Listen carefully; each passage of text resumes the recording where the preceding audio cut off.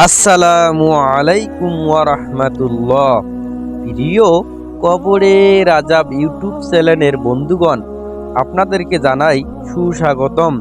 হযরত আবু সাঈদ খুদরি রাদিয়াল্লাহু তাআলা আনহু বলেন, রাসূল আকরাম সাল্লাল্লাহু আলাইহি ওয়াসাল্লাম ইরশাদ করেছেন, কাফের ব্যক্তির কবরে ৯৯টি সাপ নিয়োগ করা হবে, যারা কিয়ামত পর্যন্ত তাকে দংশন করতে থাকবে। ওদের বিষাক্ততার পরিচয় হলো এই যে, যদি ওদের একটি মাত্র সাপ পৃথিবীতে একবার নিঃশ্বাস ফেলে, তাহলে জমিনে কখনো শাকসবজি জন্মাতো না। প্রিয় বন্ধুরা, ঘটনাটি জানতে সম্পূর্ণ ভিডিওটি দেখার অনুরোধ রইল। যদি ভিডিওটি ভালো লাগে, এরকম নিত্য নতুন ভিডিও পেতে অবশ্যই চ্যানেলটি সাবস্ক্রাইব করে রাখবেন ইনশাআল্লাহ। আহলে সুন্নাত ওয়াল জামাতের আকীদা মতে কবরের আযাব সত্য।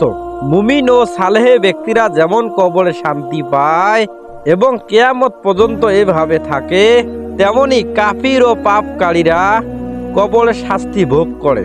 হাদিস দ্বারা এসব কথা প্রমাণিত। হযরত আয়েশা রাদিয়াল্লাহু তাআলা আনহা এর নিকট একজন ইহুদি মহিলা এলো এবং তার সাথে কবরের শাস্তি সম্পর্কে আলোচনা করলো। তুমি আল্লাহর কাছে কবরের শাস্তি থেকে পানা চাইবে। এ ব্যাপারে হযরত আয়েশা রাদিয়াল্লাহু তাআলা আনহা হুজুর সাল্লাল্লাহু আলাইহি ওয়াসাল্লামকে জিজ্ঞাসা করলে হুজুর সাল্লাল্লাহু আলাইহি ওয়াসাল্লাম বললেন, হ্যাঁ, কবরের আযাব সত্য। হযরত আয়েশা রাদিয়াল্লাহু তাআলা আনহা বলেন, এরপর থেকে হুজুর যখনই নামাজ পড়তেন তখনই কবরের আযাব থেকে আল্লাহর কাছে পানা চাইতেন। বুখারী ও মুসলিম শরীফের হাদিস। হযরত উসমান গনি রাদিয়াল্লাহু তাআলা আনহু যখনই কোনো কবরের পাশে দাঁড়াইতেন, তখন এমনভাবে কাঁদতেন যেন তার দাড়ি মুবারক অশ্রুতে ভিজে যেত। বলা হলো, যখন বেহেশত ও দোজখ সম্পর্কে আলোচনা হয় তখন আপনি কাঁদেন না, অথচ কবর দেখলে এত বেশি কাঁদেন কেন? হযরত উসমান রাদিয়াল্লাহু তাআলা আনহু জবাবে বলেন, হুজুর সাল্লাল্লাহু আলাইহি ওয়াসাল্লাম ইরশাদ করেছেন, কবর আখিরাতের মানজিল সমূহের প্রথম মানজিল। অতএব এ থেকে কবরের আযাব যদি পরিত্রাণ পাওয়া যায়, তবে পরবর্তী মানজিল সমূহ থেকেও পরিত্রাণ পাওয়া যাবে। তিরমিজি শরীফের হাদিস। হযরত আবু সাঈদ খুদরি রাদিয়াল্লাহু তাআলা আনহু তিনি বলেন, রাসূল আকরাম সাল্লাল্লাহু আলাইহি ওয়াসাল্লাম ইরশাদ করেছেন, কাফের ব্যক্তির কবরে ৯৯টি সাপ নিয়োগ করা হবে, যারা কিয়ামত পর্যন্ত তাকে দংশন করতে থাকবে।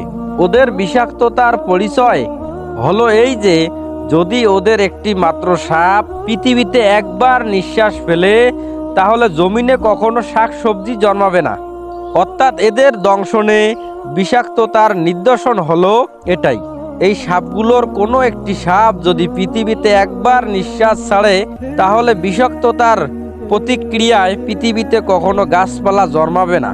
আধুনিক সমরাস্ত্র যেমন অ্যাটম বোমা ইত্যাদির দিকে তাকালে হুজুর সাল্লাল্লাহু আলাইহি ওয়াসাল্লাম এর এ বাণী বুঝতে মোটেই কষ্ট হবে না। হযরত বারা ইবনে আজিব রাদিয়াল্লাহু তাআলা আনহু বলেন, হযরত রাসূল আকরাম সাল্লাল্লাহু আলাইহি ওয়াসাল্লাম ইরশাদ করেছেন, যখন কাফির ব্যক্তি উত্তর দিবে, হায় হায়, আমার কিছুই জানা নেই, তখন আসমান থেকে একজন আহ্বানকারী বলবে, সে মিথ্যা বলছে, তাকে আগুনের উপর শুইয়ে দাও এবং অগ্নিবস্ত্র পরাও, আর তার জন্য দোজখের একটি দরজা খুলে দাও। অতএব দোজখের দরজা খুলে দেওয়া হবে, যার দ্বারা দোজখের উষ্ণ বায়ু তার দিকে বইতে থাকবে, এবং তার কবর সংকীর্ণ করে দেওয়া হবে, যাতে তার পাজর এদিক থেকে সেদিক হয়ে যাবে। তার জন্য একজন অন্ধ ও বধির শাস্তি প্রদানকারী ফেরেশতা নিযুক্ত করা হবে। তার কাছে লোহার গদা থাকবে, যার বর্ণনা হলো, এটা দ্বারা যদি পাহাড়ে আঘাত করা হয়, তাহলে সাথে সাথে পাহাড় মৃত্তিকায় পরিণত হবে। অতঃপর ইরশাদ করেন, যখন লোহার গদা দ্বারা আঘাত করা হয়, তখন এর শব্দ মানব দানব ছাড়া পূর্ব পশ্চিমের অন্য সমস্ত সৃষ্টিই শুনতে পায়। একবার আঘাত করার পর সে মৃত্তিকায় পরিণত হয় অতএব তার দেহে পুনরায় প্রাণ দেওয়া হয়। আহমদ ও আবু দাউদ শরীফের হাদিস। বুখারী শরীফের একটি দীর্ঘ রেওয়াতে রাসূলে কারীম সাল্লাল্লাহু আলাইহি ওয়াসাল্লামের একটি স্বপ্নের বর্ণনা দেওয়া হয়েছে। তাতে আলেমে বর্জকের বিশেষ বিশেষ শাস্তির কথা উল্লেখ করা হয়েছে। তিনি ইরশাদ করেন, আমি আজ রাতে দেখেছি যে দুজন লোক আমার কাছে এলো এবং আমার হাত ধরে আমাকে একটি পবিত্র জমিনের দিকে নিয়ে চলল। আমি দেখলাম এক ব্যক্তি বসা অবস্থায় আছে এবং অপর ব্যক্তি দণ্ডায়মান এবং তার হাতে লৌহ নির্মিত চিমটা রয়েছে। সে চিমটা দ্বারা লোকটির মাথার খুলি ছিঁড়ছে, এমনকি তার গ্রীবা পর্যন্ত চিরা হয়ে গেছে। অতঃপর মাথার খুলির অপরাংশ বা চোয়ালেও অনুরূপ করেছে। প্রথম চোয়াল ঠিক হয়ে গেলে তা পুনরায় ছিঁড়ছে। আমি জিজ্ঞাসা করলাম, ব্যাপার কি? তারা উভয়ই বলল, সামনে চলুন। আমরা সম্মুখে অগ্রসর হলাম। সামনে হামাগুড়ি অবস্থায় এক ব্যক্তিকে দেখতে পেলাম।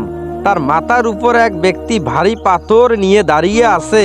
সে দণ্ডায়মান ব্যক্তি উক্ত পাথর দ্বারা হামাগুড়ি দেওয়া লোকটির মাথায় প্রচণ্ডভাবে আঘাত করছে।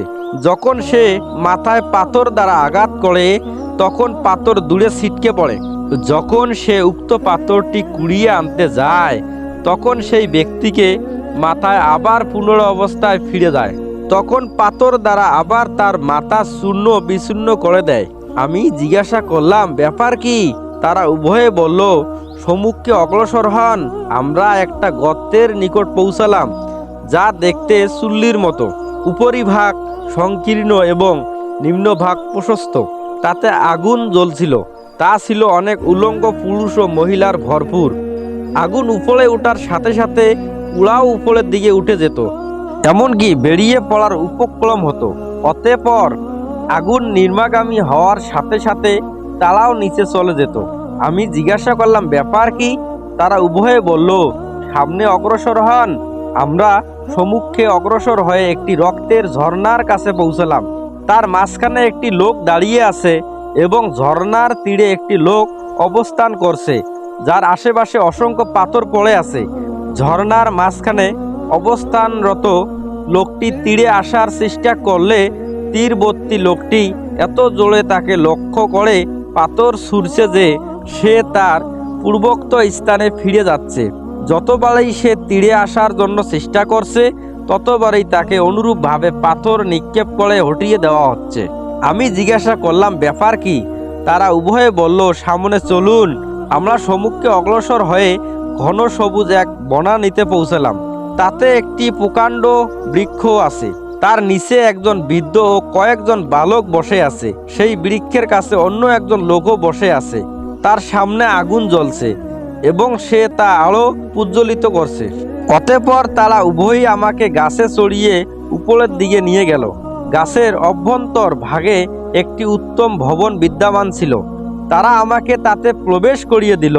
আমি এর চাইতে উত্তম ঘর আর কখনো দেখিনি। এর মধ্যে অনেক পুরুষ, মহিলা, যুবা, বৃদ্ধা এবং শিশু ছিল। এরপর আমাকে ভিতরে নিয়ে গেল। তাতে ছিল বৃদ্ধ ও যুবক শ্রেণীর লোকজন।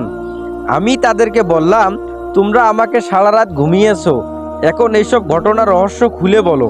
তারা বলল, আপনি যে ব্যক্তির চোয়াল চিরে যেতে দেখেছেন সে হলো মিথ্যাবাদী। সে সর্বদা মিথ্যা কথা বলতো এবং তাতে দুনিয়াতে খ্যাতিও পেত। তার সাথে কিয়ামত অবধি এমনই আচরণ করা হবে। যার মাথা টুকরা টুকরা করতে দেখেছেন তার অবস্থা হলো এই যে আল্লাহ তাকে কুরআনী ইলম দান করেছিলেন। সে রাতে তা থেকে অমনোযোগী হয়ে শুয়ে থাকত এবং দিনেও এর উপর আমল করত না। কিয়ামত পর্যন্ত তার সাথে এরূপ আচরণ করা হবে। আর যাদেরকে আপনি আগুনের গর্তের মধ্যে দেখেছেন তারা ছিল ব্যভিচারী। আর যাদেরকে রক্তের নদীতে ভাসমান দেখেছেন তারা ছিল সুদখোর। আর বৃক্ষের নিচে যে বৃদ্ধ লোকটি দেখেছেন তিনি হলেন হযরত ইব্রাহিম আলাইহিস সালাম।